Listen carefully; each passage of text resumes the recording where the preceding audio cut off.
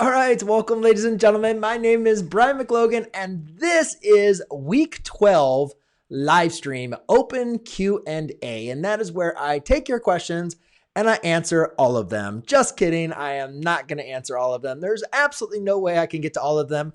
And then plus, I always get questions that I do not remember. I do not remember ever teaching or learning.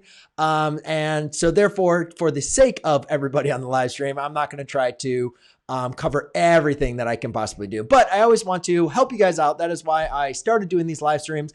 And I started the week 12 just from the beginning of the year, or as far as the calendar year, but I've actually been doing these live streams every single week from the beginning of the school year. So it's just kind of one of those things that I wanted to do to kind of get into the rhythm of it. And then that's one thing that's continued. That's continued up to this day, but we've only had 12 weeks into the new year. And then, so that's why I'm just kind of labeling there, because my goal, at least the goal that I made, is that I wanted to do 52 weeks. I want to do this for a full year. And this is kind of my way of holding myself accountable and saying, I am just going to keep on going, and here's going to track. So I've done a lot of live streams ahead of this. Actually, last week, I was live every single night, which was kind of crazy, especially for me, being able to get myself ready and prepared and doing that. But I was live every single night and just kind of answering questions and kind of talking a lot of people through, because we are adjusting right now. And we're kind of at that moment where we don't really know how things are really going to play out. And I just decided it would be best for me to make sure that I made myself available to not only answer students' questions, but also to kind of talk things through with, people, teachers and other people that are online, just kind of seeing, how we're going to approach everything. And right now I'm still kind of keeping with my commitment. I want to continue going online. I do want to change the format though. This is my open Q&A. This is kind of like my baby. I love the open Q&A. And however, the questions have not really come in this week. So kind of a little sad, but that's okay. I'm sure, as there always are, people are going to continue writing in questions, and I'll try to do my best as far as anything that you guys would like me to go ahead and do. However, in the spirit of making sure that this can be a little bit more of a streamlined process, I did create a Discord room for you guys to go ahead and submit your questions. We can do it as the open Q&A. You can also go ahead and organize them as far as Algebra 1 and Algebra 2 or Calculus, whatever courses that you are taking. And I decided to do that. And I think it's going to be one of the best ways is, one, I think Discord is just very nice for you guys to be able to help each other out, because obviously if I don't get to your question, I've seen in the chat and everything else, people are helping each other out, and that's like really awesome. And I think the more students, teachers, anybody else that is just enjoys math or is good at math that wants to go ahead and interact with people around, mathematics problems, I think that is a community that I wanted to kind of create. So that is something that I have created for you guys. I did put a link in the chat, but it will also be at, I'll make sure I put it in the description as well. And again, it's absolutely free. But that is where, because I like doing the community chats, but I also don't want the community posts, but I also don't want to make sure that I'm like doing them every week. I'd like to kind of like change that up. And then sometimes people are posting questions. They don't know where to post the questions. So I think I'm just going to be easiest, and people like DM me or whatever else, I'm going to say, hey, just go to Discord. That is the easiest, fastest way for me to be able to view your response. And also that way I can just set time aside and be like, all right, I'm going to go ahead and review the questions and, put them into my whiteboard to go ahead and, get them prepared for the open Q&A. And so that's going to change a little bit on my format because I still want to go live this week. But I think live this week, what I'm going to do is just kind of change it up rather than doing the whiteboard like I'm doing right now. Probably just kind of have a little bit more of a different type of live stream, kind of see how that goes. So therefore, I will not be able to take their math questions because every day last week, I was covering roughly around 3 questions every live stream. So it was great. It was cool. And I have no problem with it. But the problem is now we don't have any questions for our open Q&A. So I don't know. Maybe that will change. I do know a lot of you guys are now trying to figure all this stuff, online education. And so maybe you just don't have the questions, right now. Maybe your teacher hasn't started teaching, or maybe they are teaching, so therefore it's a little bit, they're teaching online, so therefore maybe it's a little bit easier or less work, which I think is one thing. It's not as maybe as demanding because everybody's kind of figuring things out on their own. But I do see Nature, Piano Swan, Justin, thank you very much. Nito Brown, I see you guys have joined in. I appreciate you guys joining in on the live stream. And if you guys do have any questions that you would like me to go ahead and cover, I will be doing, let's see, one long division problem. And then I do kind of have like some, why is it doing that to me? Don't do that to me. Okay. And then I do have some, that was already one, some advice that I will start in. Watch this, but wait. All right. Let me just go and see if there's any other questions. Hey, I'm Mo Baseball. I saw your question. I'm not sure as far as on that, on the half-life and logarithms. I did respond to you back on there, but it's not something I would be able to at least be able to do on the live stream. I do apologize for that, but it is a little bit more of a problem, a little bit more in depth that I'd need to kind of like spend more time and focus and attention on than I'd really be able to do for preparing on the live stream. Addie, always up in front, getting things going. Thank you very much. I appreciate it. Your favorite 2D figure is a trapezoid. Yes. Okay. Just had to go back up. All right. Jimmy Wag says, I'm constantly confused on how to do this. Is that the derivative or is that the function? F prime of 3x squared minus 6x. Graph f of x. So that is actually pretty kind of difficult. That so when you're given the derivative graph and then you're basically working your way back up, the way that I would recommend doing it, I'm not going to do it on this just because I do know that your question, Jimmy, is one that you can make some mistakes on. And so I remember teaching this. This is one thing that I would just like go back and review. I want to provide like a couple different examples.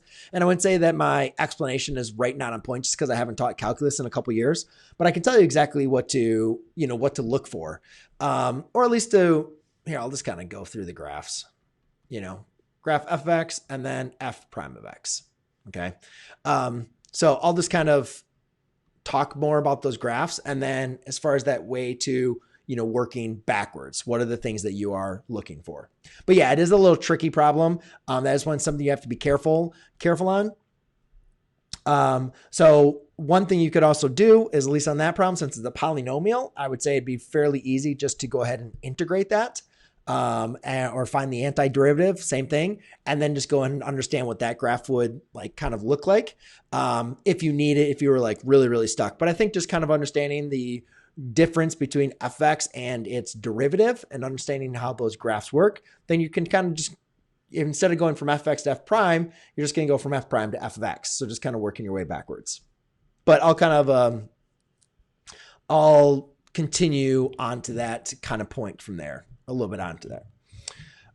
Where can we send our questions? Justin, you can add your questions down in the chat below, or you can, I did put in a Discord link that you guys can now start adding questions into Discord. You could always do them in community posts, but I'm not checking the community post right now. So in your chat would probably be the best, or in this chat right now if you have a question. When Nino says I'm taking Math 104 in Lehman College and watching your channel helped me a lot. Well, very good. I'm so happy to be able to help you out, Nino. All right. Whoa, got a lot. Where do you find the Discord? My Discord is free math videos. And then I did put a link up in the top. And then at the end of the stream, I will make sure that well, actually, let me see. Do I have it? No, I don't. So I'll add another. I use Discord for some other things, but this is my first time actually kind of like creating the server or using the server for people to be able to do. But I do have some people that are on it now. So I'll go ahead and add a link here for the Discord for you guys. Therefore, I'll give you guys a link that you guys can use. Oh, come on.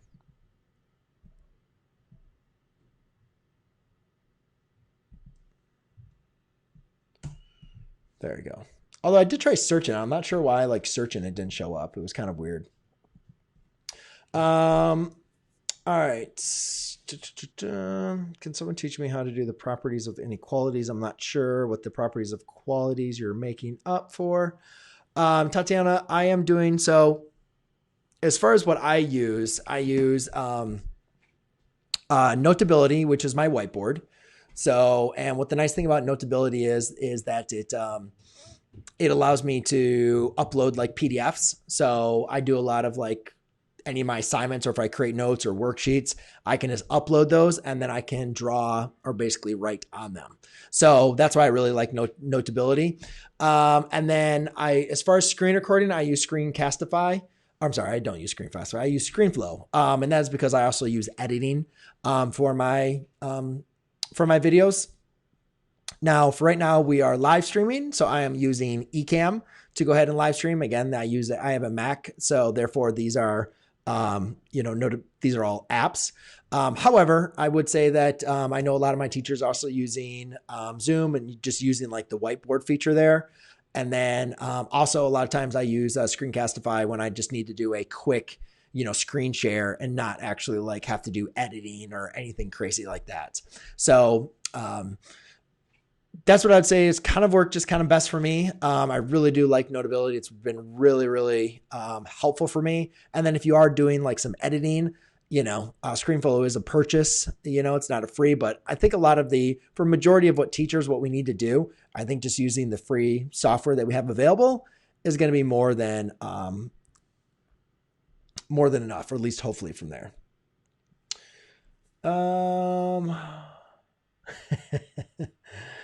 How do you construct a tree diagram easily? I don't know. It's been a while. Do you do statistics? No, I do not do statistics. I need to, though. I need to get back into statistics.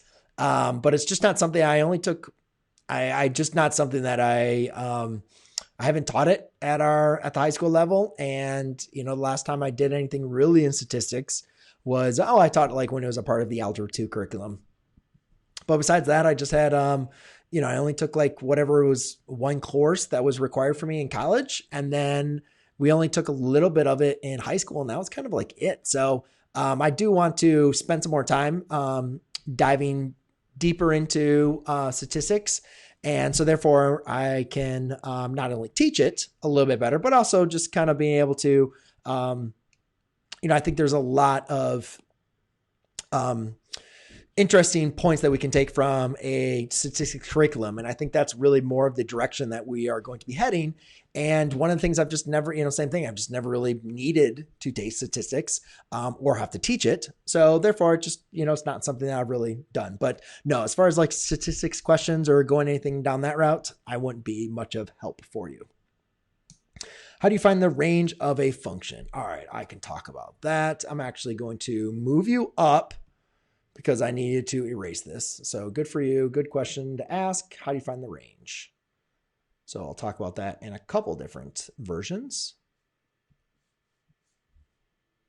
Let's just do. All right, find the range. How do you solve a problem with the quadratic formula? I don't know what has gone on this week. Maybe I guess like you guys are dealing with quadratics, but I have dealt with more quadratic problems, and that's cool. I'm not blaming you at all. It's just so funny. I've just been dealing with so many quadratic problems. All right, so how do you solve a problem using the quadratic formula? All right, so let's just make a problem up here. Okay, so I'll just go ahead and solve that. Or I guess we can just set it equal to 0. Oh, I'll just leave it as an equation. We'll say solve or find the roots of that equation. Well, let's just put it 0, equal to 0. Okay. Completing the square. I knew it was going to happen. Oh, God. Okay. Completing the square to solve the quadratic formula. You mean completing the square to create the quadratic formula? Yeah, you can go ahead and do it. I don't really feel like going through it. It's been a while, and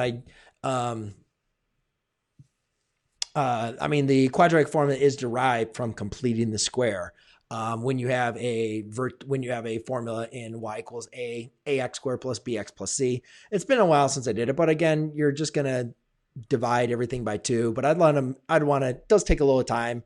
And I just want to make sure I could just like run through it and like explain it so I'd have everything on point. But yeah, all you're going to do is take the standard form and then complete the square in standard form. And that is how you derive the quadratic formula.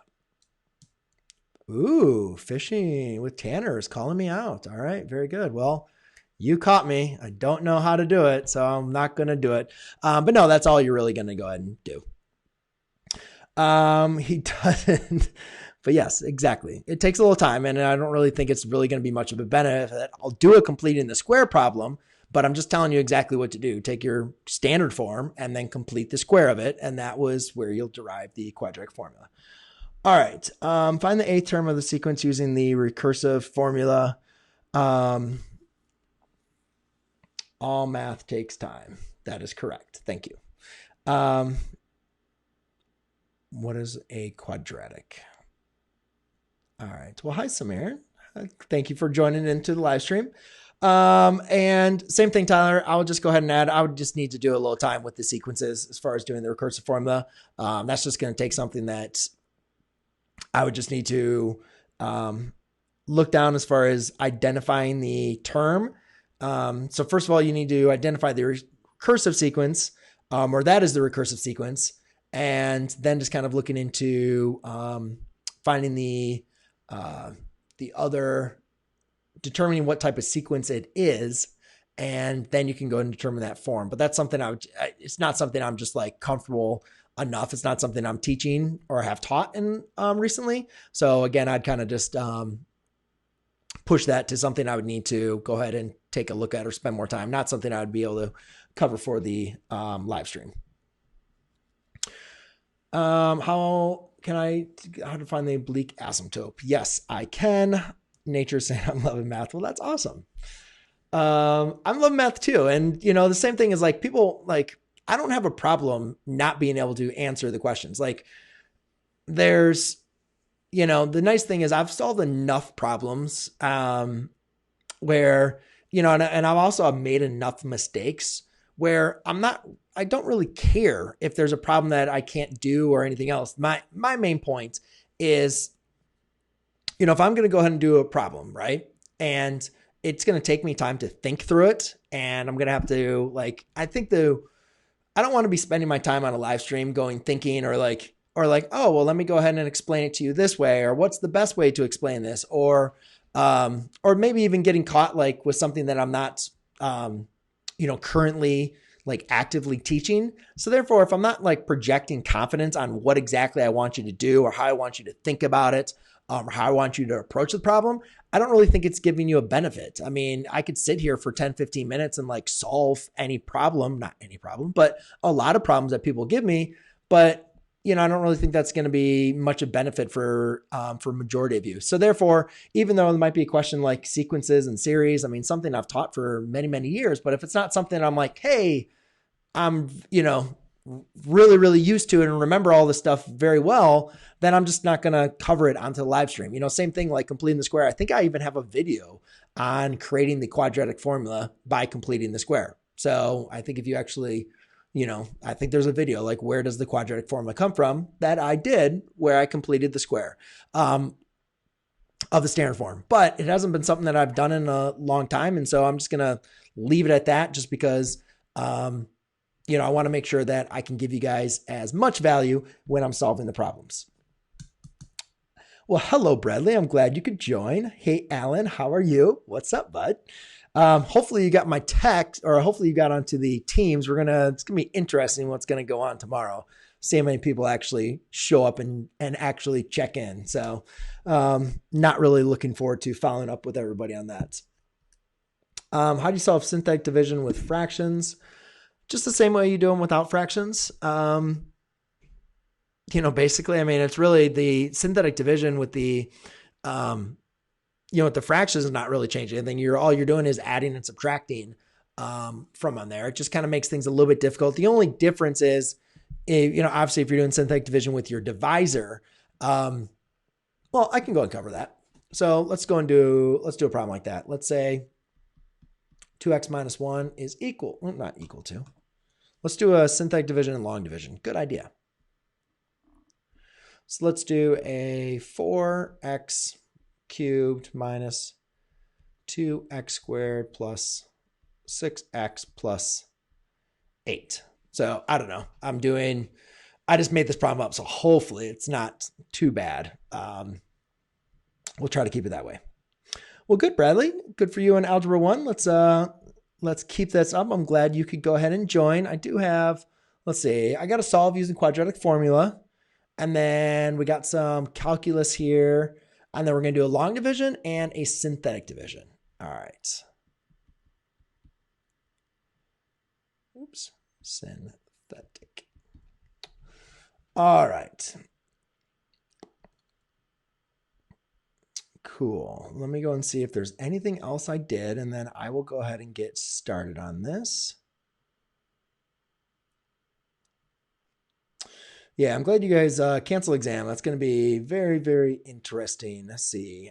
Fishing with Tanner says trigonometry. I'm not sure what you'd like me to cover for trigonometry, but if you do have a question, then please let me know and I'll be able to see what I can do. Okay, so let's go ahead and get into this. And I thank you guys for joining in or recently joined in. So how do you find the intersection point of 2x and, okay, Bradley, I'll go ahead and cover that. You're getting on to me. I'll go ahead and cover those. I think that's good. If you guys do have some questions, I'm going to start getting into the math portion of everything. So therefore, I'm not going to be looking at my computer screen. And so if you guys do have some questions, but that's not lame, Wendigo. I'm going to still be teaching and answer your questions. Tyler, I don't remember. I have not covered your recursive formula in many, many years. So it's not something, besides just the basic understanding of the recursive formula, it's not something that I'd feel comfortable going over and teaching on the live stream since it's been so long since I've had to teach recursive formula. So obviously, hopefully, just taking that previous term and then plugging it in as the input value to get your new term. That is as much as I really feel comfortable covering for you on the recursive formula. There's a lot of problems and in-depthness we could go, and it's just not something I've taught in many, many years. So I want to make sure that everything I'm covering on the live stream is something that, I feel really comfortable and confident being able to tell you exactly what to approach and think about things. So that's why, guys, I don't cover every single question. However, that's also why it's so important for you guys to put your questions in on the Discord or in the community chat. So therefore, if I do have some extra time as I'm preparing for my live stream, I can go ahead and just allow my brain to, give it like those couple minutes to think about things or to maybe like double check something online just to make sure that I have everything the way I want to teach it. And therefore, then I can, instruct it. So, guys, I go live every Sunday night, open Q&A. That is the time that I want to answer those questions. So if you guys, do have questions throughout the week, make sure you guys can just send them into the Discord. And then what I'll do is I'll just collect those questions and I'll go ahead and put them into the live stream. And whatever I don't answer, then hopefully you guys as a community that we can grow can go ahead and build up and start helping each other out. Because obviously my goal would get to a point where I can just select some problems to go ahead and cover. And there's absolutely no way that I could do everything that people submitted. So, and then everybody else will just help each other out. So hopefully that's it. All right. So how to calculate a triangle. I have no idea what type of triangle you have. Eduardo, what's up, Eduardo? For our class, are we going to turn in homework in teams? No, Eduardo, I don't think we're going to have, I don't know. I don't know how teams works for as far as turning in homework. Maybe homework is still a grade at this point. At least as far as it's cited as the completion grade. However, on my announcement, it is only going to be the free response, not the multiple choice in there. So I haven't fully decided or I haven't looked into how Teams is going to do that. So that is something I will kind of look into and let you guys, we'll kind of play that by ear. But right now, we've already covered everything for quarter 3. So hopefully there's very, very minimum work that needs to be turned in as far as homework, because technically the only people who need to turn in homework is people that didn't take the last test. But I do know there's people out there. So let's kind of adjust it for there, and then do what we need to do for quarter 3, and then we'll move into quarter 4, and hopefully by then in the next 2 weeks we'll have a better idea of a streamlined process to be able to do. So hopefully you've already turned your work. I don't know, but hopefully you already have that in, and then we can go from there. All right. So let's go ahead and get on to some math, ladies and gentlemen. 25 minutes of blah, blah, blah, blah, blah. That's perfectly cool. All right. So week 12. So what I want to do is just kind of start off with some quick little math advice, teacher advice, and then some algebra 2 advice that somebody gave into. So first of all, as far as the math advice, and I think some students were asking just like for some general advice. As far as like learning math, I think, really 2 things that really kind of come into is the, crap. Oh, no, I just forgot it. Oh yeah, there it is. Practice and patience. Okay. So practice, I think, speaks for itself, right? I think that students, as we're learning math, I think really that repetition and practicing a lot of those things is one of those skills that is very, very helpful and very, very important as students are learning math. Obviously, we can learn a lot of discovery and curiosity. I think those are really, really important as well. But as far as when we're trying to build up any sort of type of skill, I think students getting in the necessary practice, and again, it's not doing like 1,000 problems of the same thing, but I think just having students actually do it, that's, actually doing the problems, not just watching your teacher online, but actually doing the problems is going to help you learn math. And I think this is going to be more important now than ever because, you're not in class. Majority of students are, and, watching their teacher online. So making sure that maybe you can even, redo the problems that your teacher showed you, or if your teacher gives assignments or, homework or whatever else, make sure you are practicing doing that because that is going to help you learn. The other thing is patience. A lot of times I, tell people that, when I was learning math, I was struggling. And I think somebody even asked this too, like, could you explain a little bit more? What do you mean by you struggled in math? What I mean by I struggled in math is like, I was that student that like 2 weeks after we took the test, I'd be like, oh, now it makes sense. Or now I know what I'm doing, and it was always like, why can't I learn when I'm supposed to be ready for the test? And I think what it was like, I just wasn't ready. My brain needed a little bit more time. But I think it's also true that a lot of students want to, they feel like they are not good at math if they don't immediately understand something. And I think it's one of those things that, we a lot of times to understand things, to learn, we got to make those connections. And sometimes they're not always apparent. So I think just by doing the practice, but also just giving ourselves that time to allow our brains to make those connections and understand things. And again, like it's also true too, like a lot of students are just not ready, mentally ready to be able to do a lot of upper level mathematics or this abstract mathematics like algebra 2. They're just not ready for it. And, from what I've seen, students are taking, some of these courses earlier and earlier, and their brain is just not ready. They just need to be more patient with themselves. So the next thing, as far as the teacher advice. Now, one thing that I've been kind of thinking about this, and, we always think about a teacher as like the leader inside of the classroom. And, but now our classroom's kind of like taken away from us, right? And so I was thinking about this as like, how are we, because I didn't want to go live last week. And I was really like something, I'm like, man, it'd just be a lot easier. Like nothing's really going on. I can just send my kids a message. But then I was like, you know what? Like the students, they're still looking up, like there's so much uncertainty right now. And, nobody knows everything that's going on. You watch the news and it's a horrible idea because there's all these different articles and videos saying all these different things. And I really kind of thought to myself, it's like, the students are looking up to, their parents, they're looking up to, the grandparents and like all these older people to like for guidance, if they've never, gone through anything like this, like, what do we do? What should we expect? And, also like what happens when you take away like the classroom, like how is the teacher going to respond? So I really just kind of looked at this as, as far as our teachers, I mean, there's Um, there's so many different ways there, and also there's so many different ways for us to respond. But I think that really, as far as the teacher, one thing that kind of stuck with me is like, I believe it or not, like I just really like I am the leader of my classroom. Like my students are looking up to me to be able to how I am going to react. And that's why I decided I was like, you know what, I'm just going to double down on the live streams. Like obviously I did the live streams for my students. Not many of them, be able to show up because they didn't need to really. We haven't done any new instruction. But I really believe that like I have to show them how I want them to be able to respond in a time of uncertainty. And I think that for a lot of teachers, I know it's very, very stressful because I had to go through the exact same thing, is trying to learn this online teaching element, right? Especially with no warning, no preparation for us. Basically be like, hey, all right, here you go. And now teach these children, right? It's crazy. But it's also very easy just to kind of give up or just to do the bare minimum.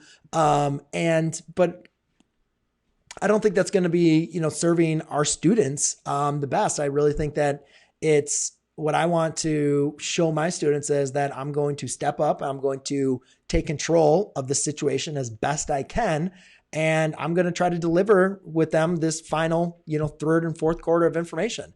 And I really just kind of look at myself as, stepping up to be the leader for them of the classroom, even though that classroom has kind of now been taken away. And I don't really know what next week is going to look like, or 2 weeks or a month. And I know that students are going through a lot more issues, or, they could be going, or other people can go through different issues, as things progress. So that's why I just kind of think of, teacher, like, just a little bit teacher's advice, because there's so many things like, what software to use and all this kind of stuff, like how you're setting everything up, and like every district's different. Everybody has different requirements, but I really just kind of think of, making sure that you're still showing up for the students and being that leader, because I think no matter what, we are the leader of the classroom and the students are looking up for us. And the last piece of advice before I get into rambling for 30 minutes is for Algebra 2. A student was asking me about the Algebra 2 advice. I really think Algebra 2, it's difficult. It's kind of like one of your first entries into some abstract math. So, I think really some advice is, really kind of getting into that practice, but then also just, if you're not understanding a concept, do extra practice problems, make sure that you can do your homework, or, study with groups. So therefore you can ask questions. But Algebra 2 is like a slew of, a lot of problems. So you might understand like the problem your teacher gives you in class. You might understand the homework you do, but sometimes you'll be a problem that's like similar, but it's just changed a little bit, and then you can get completely confused. So I definitely make sure that I'd recommend that you work through some extra problems just to make sure you feel really comfortable. And then also just work with other people. It might be a little difficult in our current climate, but maybe at least just having some people that you can ask questions for in real time, right? Obviously I'm here, planning to go live from there, but also just have some other people that, that are, people that you can help, as well as they can go ahead and help you. So there is some advice for you guys there. All right. Wow. That was, I think it was just natural for me to want to like fill in the time because I didn't have as many questions for there, but it is now time, guys, for us to get into some math. So I'm going to cover how to find the range of a function, long division. I'm going to talk about the function and its graph of the derivative. We're going to talk about completing the square, or not completing the square. We're going to do quadratic formula. And then we're going to do synthetic division for polynomials.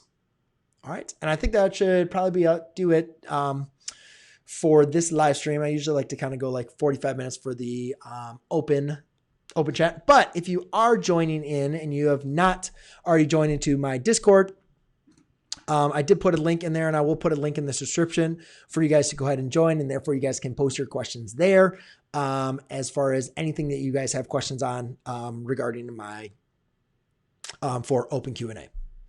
All right, so let's go and talk about find the range. So there's really kind of two ideas. I'm not sure what the student was asking. They just said find the range of the function. So if we're talking about, let's say a function, let's say a square root function looks like this. One way to look at this is the domain is basically the set of, x values that make up the graph. An easy way of saying this, like how far to the left, how far to the right does the graph, go? And so let's just say, let's down one. So in this case, the domain is going to go all the way to the -2, and then it's going to keep on going to the right, which we could say is going to not stop. So therefore we can say it's going to go to infinity. So the domain of this case would be from -2 to infinity. Now I'm going to use a bracket for -2 because -2 is actually a point on the graph. So therefore -2 is included. Whereas I'm going to use a parenthesis for infinity because infinity is actually not a value, right? So therefore the graph is just can be approaching infinity. So therefore, since it's not a defined value, we're going to use the parentheses. Now to understand the range, what we're going to do for the range is we're basically asking ourselves, instead of how far left and how far right does this graph go, we're going to say how far down does the graph go to how far up. So in this case, you can see the graph goes as far down as -1. And then as it's going to go to the right, it's continually going up. So it's going to go up to infinity.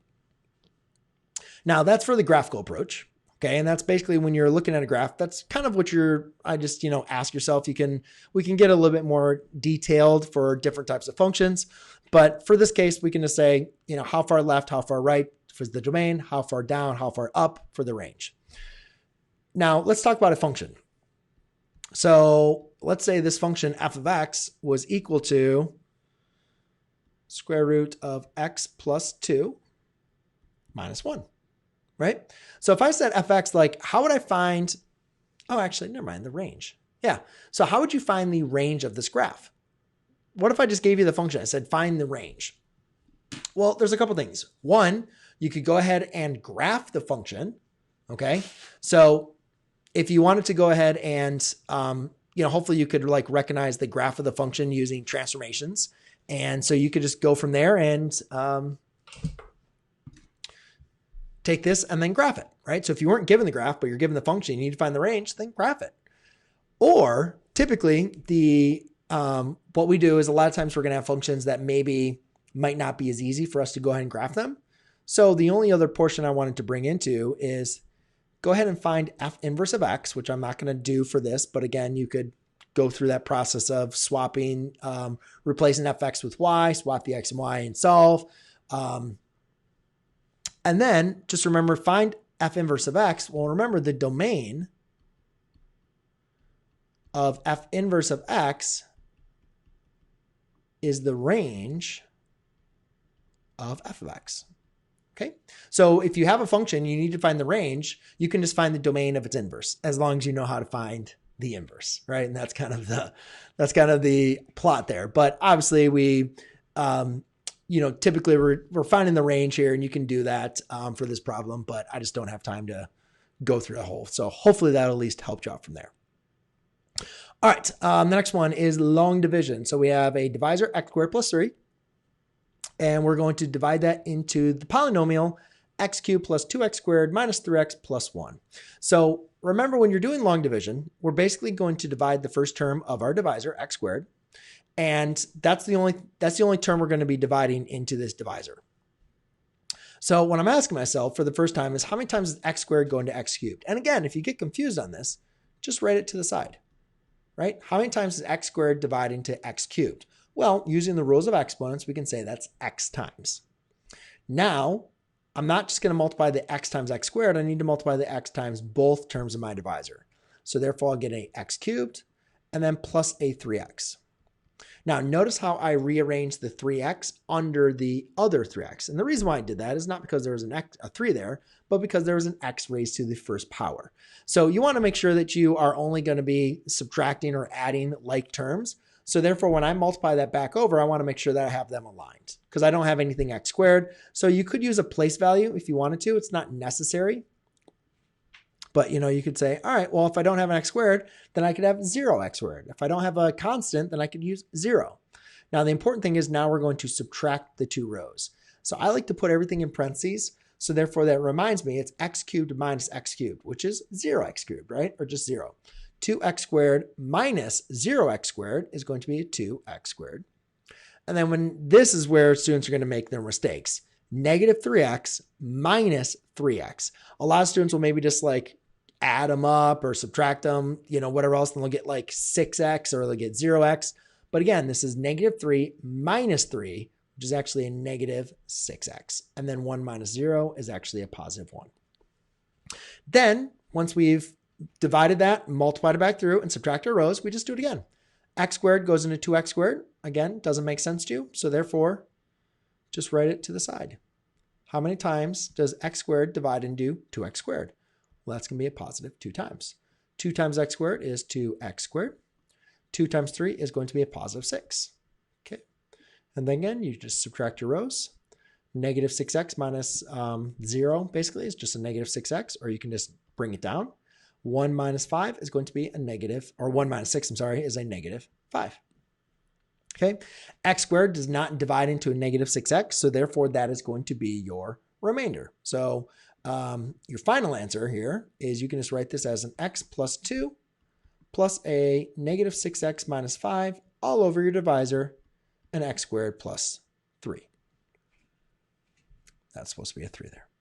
Okay, so therefore x plus 2 does not divide into that. You could write it as a from there, but that would be your final answer from there. So hopefully that helped you out. So again, I really just want to kind of go through the process on that regard. So the next one is find f of x, graph f of prime of x. So let's go ahead and do a cubic here. So let's call this f of x. Like, what would the graph f prime of x look like? So there's a couple things that we need to understand. Like, remember, here's f of x. This is kind of like your, distance, right?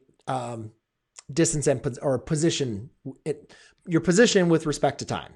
So if you're thinking about it that way, you can think of this as your position in respect to time, whereas f prime of x is going to be the rate of change of the position with respect to time. So there's a couple key points that we want to make sure that we understand from f of x, which we call our maximum and minimum.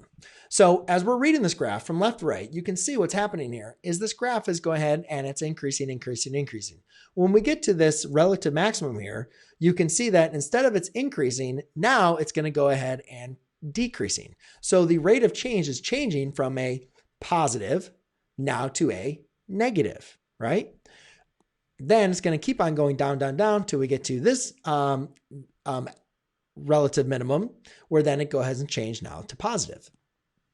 So again, you can think about this as like the position, and here's time. I'm sorry, that would be wrong axis.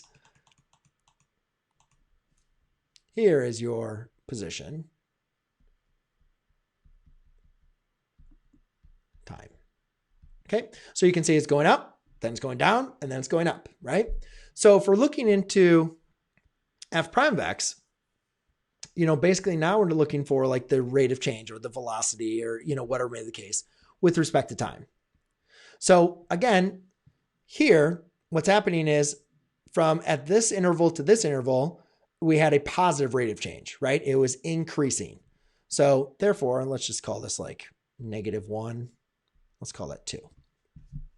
So from -1, we have a positive rate of change. And then at 2, we're now going to be a negative rate of change. So that's going to be down from there. And then from here, now we're going to go ahead and increasing, right? You can see that as we're decreasing, now we're going back to increasing. So now it's going to be going back up. Now, that was going from f of x to f prime of x, right? Your question was, well, how do we go from f prime of x to f of x? And again, this is something that you're going to take some practice. And I remember spending a lot of times like actually taking a whole lesson and going through this with my students. And I just don't recall some of like those key points that I wanted to make sure to remind you of. Because I do know this is one thing that a lot of students had trouble with. The best thing I can remind you of, and I think that was probably from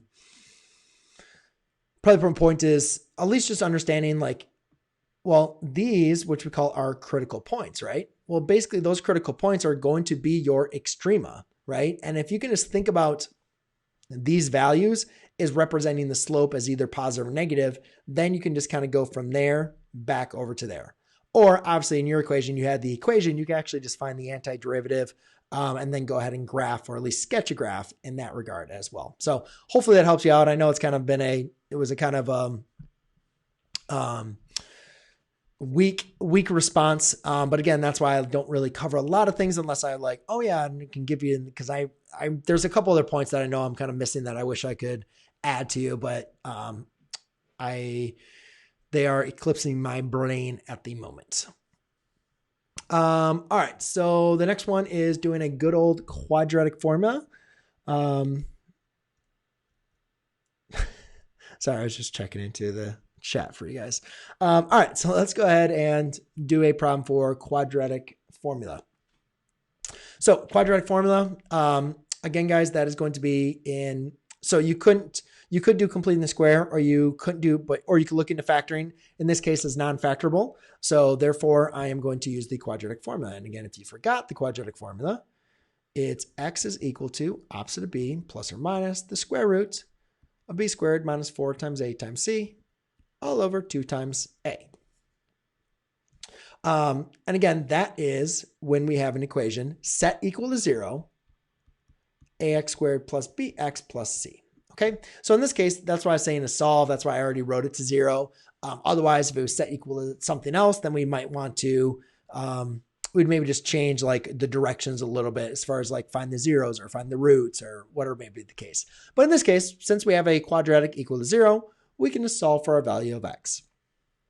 So therefore, we could say typically when I'm first doing this, I like to label my a, b, and c. Just makes it a little bit easier for me to plug them into the formula. Again, then also you don't really make that mistake later on.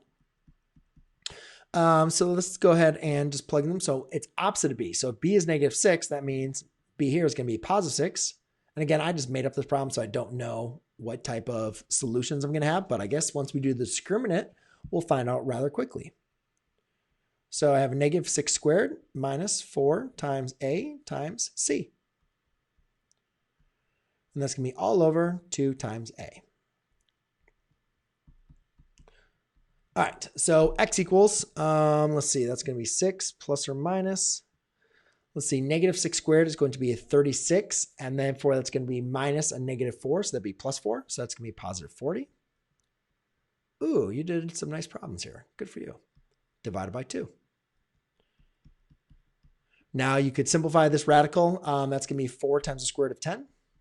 Or I'm sorry, 4 times square root of 10. So that'd be 2 times square root of 10 divided by 2. And then you could divide the 2 into both of those, plus or minus the square root of 10. So there we go. That is your solutions that I would say. So I'd recommend just make sure you have your quadratic equal to 0. Make sure you label your a, b, and c. And then from there, it's really just plugging them in and following the order of operations. The last problem is go ahead and doing a synthetic division problem with fractions. So I just made up this problem. Hopefully it's going to work. So you could use long division from here, but the student said to use synthetic division. So as long as my divisor is raised to the first power, I can use synthetic division.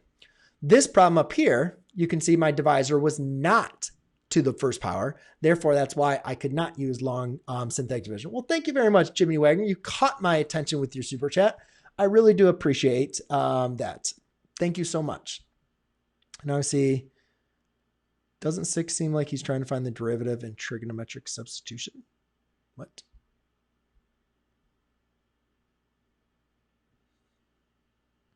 I'm not sure what that was going through. All right, so if we're going to do this for synthetic division, there's a couple points we need to make. First of all, and this is actually set up for long division, as you can see. But since it's to the first power, we're going to go ahead and use it in long division. I'm sorry, synthetic division. I'm like caught off my brain now. So a couple key points, differences for synthetic division. First of all, synthetic division, we're not going to divide with this divisor or as the factor. What we're going to do is we're going to set our factor equal to 0 to find the 0 of this potential polynomial, of the potential 0 of the polynomial. So therefore, add the 1, divide by 2, x equals 1/2. So that's how the student is going to get the fraction for synthetic division. So now you take this 0 here, or potential 0, and you put it on the outside, 1/2. And then we'll just take all of our terms of coefficients of our dividend and just go ahead and list them. Now, again, remember, if you do not have a term, like if you didn't have an x squared or if we didn't have a 6x, make sure you use a place value. So I showed you how to use place values for long division. You didn't have to do that though. But for synthetic division, you need to make sure you have that place value. All right, so the first thing we're going to do is I'm going to bring down the 4. Now, 4 times 1/2 is going to be 2. Okay, so you always multiply in diagonal. So 4 times 1/2 is 2. And then negative 2 plus 2 is 0. 0 times 1/2 is 0. 6 plus 0 is 6. 6 times 1/2 is going to be 3. And then 8 plus 3 is 11. Now we can go ahead and write this as our remainder, our constant, our linear coefficient, and our quadratic coefficient. But if you recall, this is not actually giving us the full answer in this case, because if you think about it, if you were to do long division, remember the first thing I told you to do, like take your 2x and divide it into 4x cubed. Well, 2x divides into 4x cubed to 2x squared times. Okay, so we know that the first term here should be 2x squared, not 4x squared. So what that means is what we need to do is synthetic division is actually not going to give us our perfect answer in this case. What we're going to need to do is divide everything by 2. So what we'll have is 2x squared plus 3 plus 11/2 as my remainder. And again, remember, you can always take your remainder and put it over and your terms of your divisor. This problem, I don't even recall ever having something like this, over your 11/2. I'll just write it as there. So then you take your remainder and then put it over your divisor. And then obviously you could go ahead and simplify that. But again, I made up the problem because the student didn't give me a problem. And so you can multiply by the reciprocal, but I don't want to get into anything crazy like that for that, because most of the time you're not going to have something crazy. Just make sure you understand if you're doing synthetic division with fractions, make sure you adjust your final answer. And again, you can always double check that with your long division to make sure it makes sense. All right. Last question, ladies and gentlemen, and then I am done for the math. So the student was asking, I think, find the intersection point for this. So what do is just go ahead and graph them. You could use, subsystems of equations. You could use the elimination or substitution. But in this case, we're just looking for the intersection point. Let's just go ahead and graph them. So again, we want to make sure we have the y-intercept, which in this case is -2. And then my slope means I'm going to go down 1 to the right 1, or I can go up 1 to the left 1. Now, again, you really only need to do this once, right? But since I'm trying to find this intersection point, I'm just going to kind of go up to the left and, just 1 point to the left and right of my y-intercept, and then we'll kind of go from there. All right, so for the next one is 2x plus 1. So I'll go up 1. And then this one is going to go up 2 to the right 1, right? Because it's 2 over 1. Or I could go down 2 to the left 1. And there you can see, using that slope triangle here, they have an intersection point of -1, 1. So it really just kind of comes into graphing them. And I know, I'm sorry, as the last problem, I didn't really get in detail of how to graph linear equations. Hopefully that's something you're comfortable with, but it was really just kind of understanding the intersections from there. So you're right, Bradley, I got it. And then hopefully me showing you how to do it makes sense. Just graph them separately and just make sure that you set up, make sure you set up your equation in slopes, or your, make sure you find the y-intercept first and then go ahead and do the slope. And just remember that, like, the slope is positive, you can go up and to the right or down and to the left. If the slope is negative, you can go down and to the right or up and to the left, right? So just make sure you understand you can go in both those directions. And I just recommend doing a point to the right and to the left of the y-intercept. Sometimes you have to do more, but at least to get started, you can do that. And then depending on what the problem is, you might have to do a couple more points and just follow the slope. All right. So Daniel is asking, what is the best way to memorize the unit circle? Just know the first quadrant, and you can memorize those first quadrants using like the hand trick. I'm not going to go over it right now, but make sure there's no really easy way of getting around the unit circle. Of getting around the first quadrant. You need to know the first quadrant, but from there, I would just recognize that all the other quadrants are just reflections of that for at least the coordinate points, and then understand how to do the reference angle. So that is something that I teach a lot and I can definitely go into, but thank you, ladies and gentlemen, for joining me on this open Q&A week 12. I do plan on doing a short little live stream for the rest of this week, trying to stay consistent in that regard. And also make sure, guys, if you do have questions that are during this week or coming up this weekend, make sure you guys go ahead and you can submit your questions to the Discord app, which I will be reminding you guys of all of this week to go ahead and post your questions. And therefore, we'll do another Q&A next week. Thank you so much, guys, for joining in. I see all of you. Mr. Beast, you said you donated. I didn't see it. I got to make sure I give you a shout out if you donated. Thank you very much. Oh, you did, Mr. Beast. Thank you so much. I do really do appreciate the super chat and the support. And I do apologize. I must have been all focused on doing the math and I did not see, but I saw Jimmy Wagner, Mr. Beast with the, did you do twice? No. Okay, just once, but thank you very much. You guys are awesome. You don't need to super chat me for doing any of the math or anything that I do. I just really appreciate you guys joining on for the live stream and letting me know that you are here and that you are getting some help with math. So thank you very much, guys. I am going to sign off for the night, but I will be back tomorrow with another live stream. But we're not going to be doing a lot of math problems, guys. So make sure when you guys have those questions, go to the Discord. I'll put that link in the description. And therefore, let's continue answering your questions. Hope you guys have a great week. All right. Cheers.